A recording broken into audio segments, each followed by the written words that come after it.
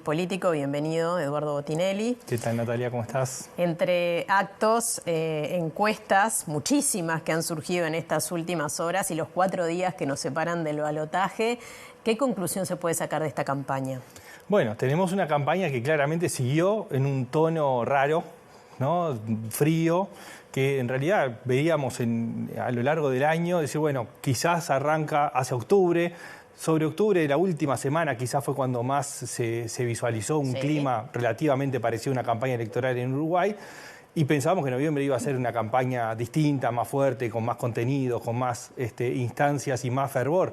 Y sin embargo seguimos en una campaña bastante tranquila, más allá de todo el esfuerzo militante, y obviamente hay sectores que sí están muy activos, pero la mayoría del electorado está bastante frío, digamos. Hoy recorrer Montevideo no parece un clima electoral, bueno, quizás por esas zonas donde justo están los actos sí, claro, pero no aparece ni en el tránsito, en las dinámicas cotidianas, no aparece un clima electoral propiamente dicho. Y eso que los candidatos han cambiado su estrategia claramente de miras al balotaje, ¿no? Sí, sin dudas. Ahora, acá hay varios factores que han incidido, ¿no? Primero, son candidatos que no despiertan grandes pasiones, pero tampoco despiertan grandes rechazos, que es el otro movilizador que puede haber. Sí. Es decir, candidaturas que provocan rechazo generan activación del lado contrario. Y ninguna de las dos son candidaturas que levantan rechazos, así como tampoco levantan pasiones.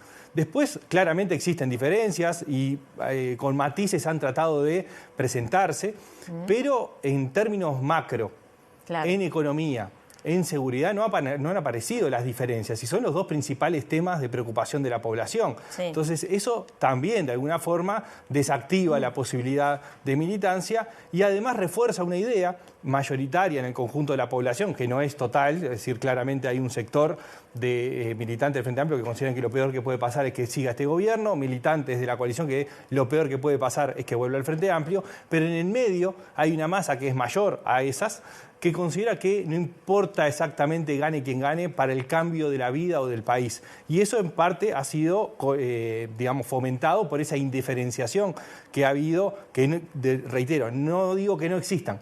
Lo que digo es que la campaña ha sido de indiferenciación en muchos aspectos centrales, no han alimentado esa diferenciación y por lo tanto no se alimenta tampoco la activación en defensa de un proyecto político. Bien.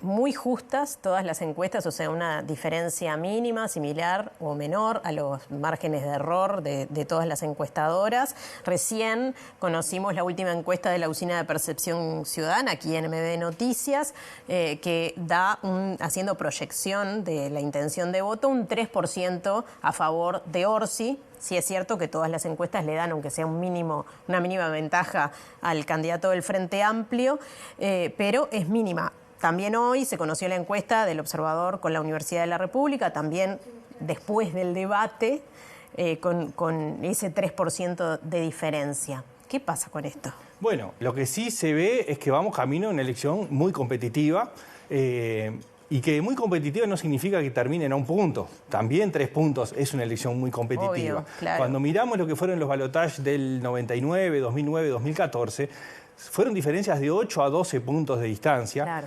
Donde una de las candidaturas superó el 50%, pero tampoco fue tan holgado, 52, 53% los que estuvieron más arriba.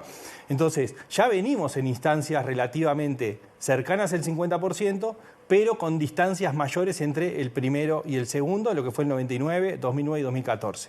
En el 2019 tuvimos ya un balotaje muy competitivo, con 1,5 puntos de distancia. 37.000 votos. Y no alcanzando el 50%, que es otro elemento que va a haber que mirar también, porque es un dato relevante, que un presidente sea elegido por más de la mitad o no del total de votantes. Claro.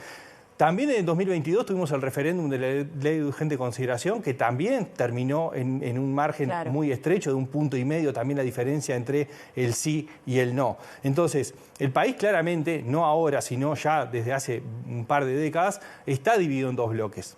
Dos bloques que en un momento tuvieron más distancia y en el último tiempo se han ido acortando claramente en términos cuantitativos, muy cercanos entre sí. Entonces, este escenario era esperable de alguna forma por lo que venía sucediendo en las elecciones anteriores y también por cómo venía siendo el comportamiento de la opinión pública. Entonces, lo esperable, digamos, es que sea competitivo. Bien, ¿el Frente Amplio esperaba que fuera más holgada la diferencia? Bueno, se fue generando una idea, creo que en algún momento hablamos del tema de las ilusiones ópticas que se fueron generando, ¿no? Y las expectativas que se fueron generando. Bueno, cuando las expectativas son demasiado altas y no se alcanzan, en realidad lo que generan es el efecto contrario al que se buscó inicialmente. La idea de generar expectativas superiores es la de la activación, la de la militancia, la de ponerse metas que medianamente alcanzables de alguna forma fomenten esa militancia. Bueno, cuando no se cumplen, las expectativas son desmedidas, producen el efecto contrario, es decir, una especie de desilusión, de desinfle, y eso de alguna forma se inició con las elecciones internas, porque el Frente Amplio tuvo una buena elección interna. Mejor de la esperada en ese caso. Mejor de la esperada, superando esos 400.000 votos que se habían trazado como una meta, es decir, supera su meta inicial, pero además alimentado por una baja votación del Partido Nacional y el Partido Colorado. Claro. Entonces, eso generó la idea de una gran elección interna. Y en realidad, cuando miramos más para atrás, no fue tan importante esos 420.000 votos. Sí, más que la última. Claro, cuando se compara con el peor momento del Frente Amplio, sí. Ahora, cuando se compara con 2014, con 2009, ya no fue tan así. Claro. Y eso generó esa idea de la posibilidad de que el Frente Amplio ganara en primera vuelta. Y si no ganaba en primera vuelta, era mayoría en las dos cámaras, ¿no? Entonces, esa percepción de hacia octubre también la generó hacia noviembre. Es decir, la idea de, bueno, si no se gana en primera vuelta, se gana en noviembre sin ninguna dificultad. Entonces, eso de alguna forma alimentó una idea, una percepción mucho más optimista de lo que realmente termina siendo, que más allá de un posible triunfo de Orsi, no termina siendo en la dimensión de las expectativas que se fueron generando. Eso quizás haya un poco más de control en esas expectativas en este momento en vistas de todos estos resultados de las distintas encuestas. Seguramente suceda eso. Bueno, sin dudas. Cortito, ¿qué pasa, por ejemplo, con el Partido Nacional cuando algunos de sus dirigentes, y particularmente el candidato Álvaro Delgado, está diciendo que ya se está viendo el voto silencioso? Cuando alguna encuesta, por ejemplo la de Cifra de hace unos días, muestra que se acorta la diferencia entre uno y otro candidato. Bueno, es que sin dudas está habiendo algún fenómeno de acortamiento de distancias, pero sobre todo creo que también es parte de la estrategia, de mostrar la idea de se viene creciendo y en realidad no necesariamente viene un crecimiento, sino más bien un descenso del otro. No se está dando tanto una idea, se acorta, pero no por un gran crecimiento de quien viene segundo. Ahí estamos teniendo algunos fenómenos extraños que tiene que ver con lo primero, es decir, qué están despertando las candidaturas o qué no han despertado las candidaturas. Bien. Igual sea lo que sea, gane Orsi o gane Delgado, hay algo que es novedoso y es que ninguno de los dos tiene la mayoría en las dos cámaras. Por lo tanto, se abre un periodo de mayor negociación, más allá de la negociación interna del Frente Amplio, la negociación interna que pueda haber dentro de la coalición, sino que es la negociación ya fuera del bloque propio. Y eso aparece como un desafío importante para el país, que en principio parece que está entendido el mensaje y que las propias dirigencias van camino a no seguir una confrontación tan fuerte como vemos en otros países. Bien, bueno, me estaba pensando cuánto tienen para contar los libros de historia. Veremos qué pasa en estos días.